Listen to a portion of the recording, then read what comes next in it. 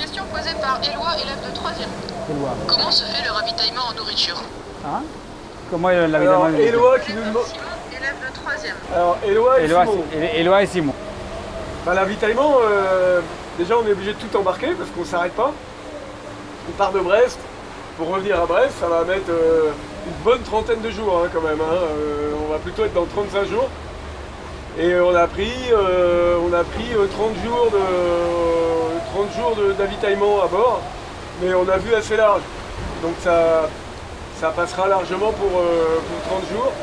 Et donc en avitaillement, on peut emmener tout ce qu'on veut. La seule contrainte réelle qu'on a, c'est qu'on n'a pas de frigo à bord. On n'a pas de quoi faire du froid. Donc on ne peut pas conserver les choses qui nécessitent d'être conservées au froid.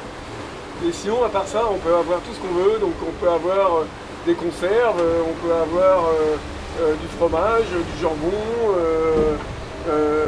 lyophilisé.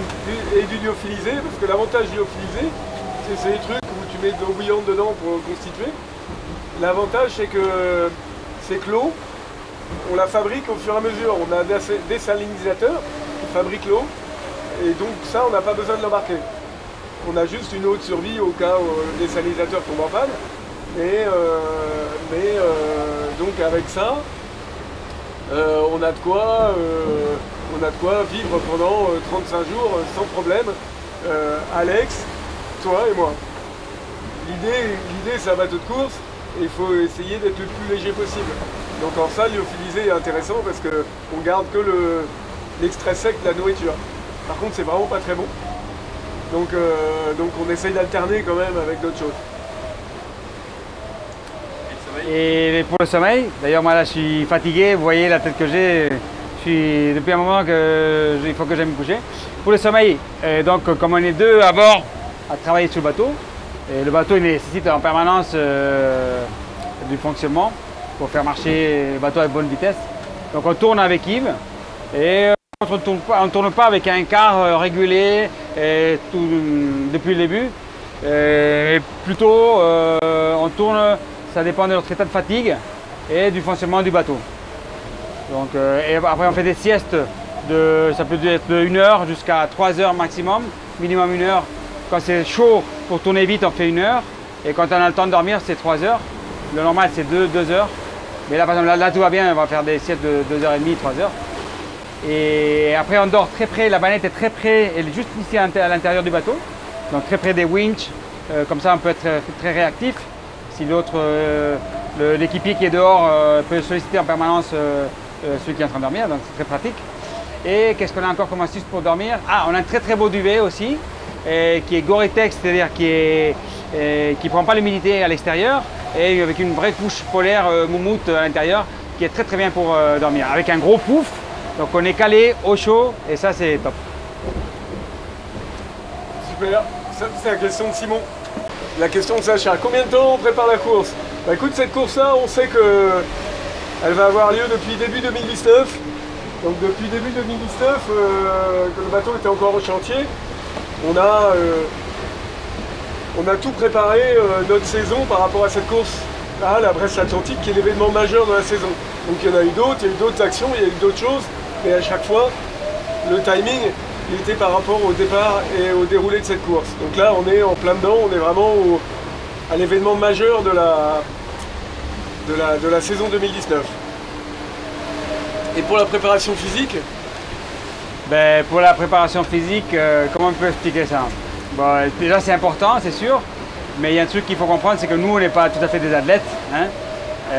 On prend soin à nous, à ce qu'on mange, on ne fait pas de bêtises, mais on est surtout plutôt marin que athlète, on va expliquer ça comme ça.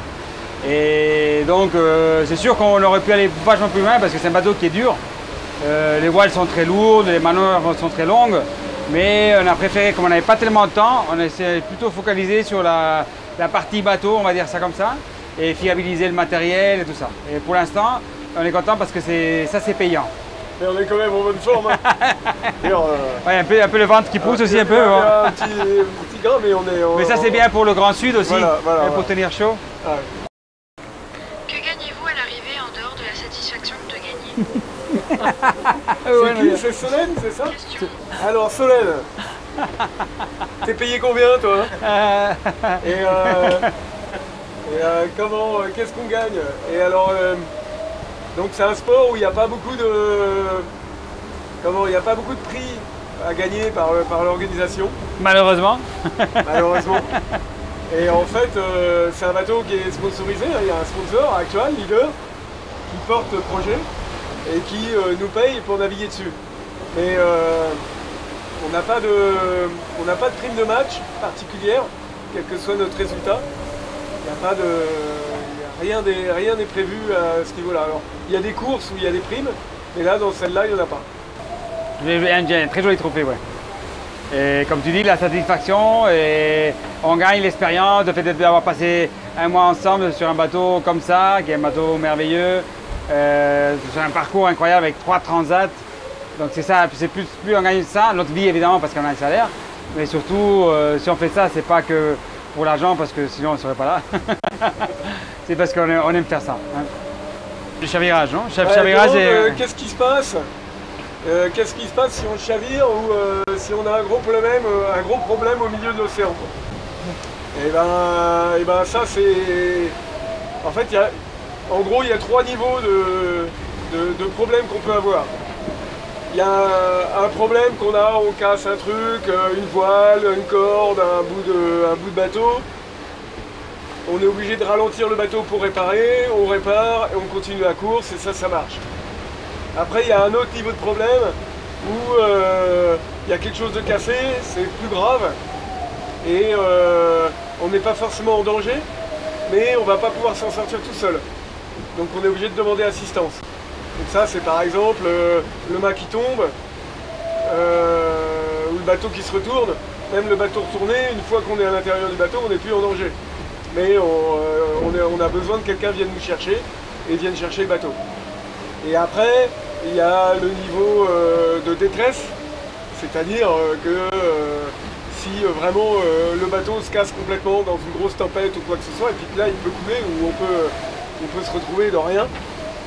Et là, dans ce cas, c'est un vrai niveau de détresse, parce que là, on déclenche une balise et là on vient nous chercher coûte que coûte, très rapidement, et on s'occupe que des personnes et pas du bateau. Donc tu vois, il y a plusieurs niveaux selon la gravité qu'il peut y avoir. Mais on a plein de ressources pour agir sur les problèmes qu'on peut rencontrer, parce qu'on en rencontre tous les jours.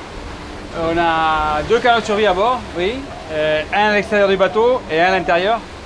Et bon, ça fait partie des équipements de sécurité, c'est sûr. Mais bon, c'est sûr que la sécurité sur des bateaux comme ça qui vont tellement vite, il faut l'adapter un peu à ce que tu es en train de faire. Donc un événement comme ça où on est loin des côtes. Et un truc à rajouter à ce que Yves a dit, qu'il a très bien expliqué, c'est que heureusement pour ça, pour le cas du chavirage, on a beaucoup d'expérience. Yves il a déjà chaviré, moi aussi, donc tout va bien. Question posée par Isor, élève de 3e. Isa. Comment êtes-vous connecté à Internet et arrivez-vous à communiquer avec vos proches? Sinon Internet à bord, je crois, non? Ouais. Est-ce qu'il y a du Wi-Fi à bord? Ça, Donc Isa qui demande s'il y a du Wi-Fi à bord. Et alors en fait, on est assez bien doté en communication. On a derrière, sur la poutre, là, des petites antennes satellites donc, qui permettent d'avoir un réseau comme un réseau téléphonique, enfin comme un réseau 3G ou 4G. Sauf que ça marche moins vite qu'un 4G et c'est beaucoup plus cher. Donc il faut être vraiment très attentif à ce qu'on consomme en data. Et on peut pas avoir son téléphone et avec toutes les applications, YouTube, machin, Facebook, tout ça.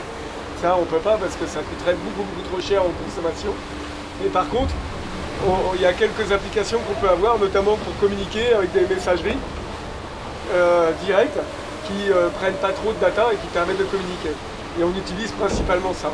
Et puis après, toi, tu utilises beaucoup la connexion internet pour envoyer des informations météo, des informations vidéo. Et nous, on récupère aussi internet pour récupérer des informations météo. Mais on est bien connectés. Et on utilise une messagerie qui s'appelle Telegram, qui est une messagerie qui marche bien et dont on sait qu'il n'y a pas de consommation parasite. Bah, en tout cas, merci à toute la classe de 5e du collège. On est très content de partager avec vous et puis on se verra d'une façon ou d'une autre. Carrément. Ah ouais, là, écoute, juste devant, il y a Sainte-Hélène. L'île de Sainte-Hélène, on va passer à côté dans, je sais pas, en soirée, dans la nuit. Dans la nuit, on va passer à côté de l'île de Sainte-Hélène. Donc on est en plein milieu de l'Atlantique Sud. Merci. Donc ils demanderont à leur prof d'histoire. Allez, ciao. Ciao. Ciao, ciao.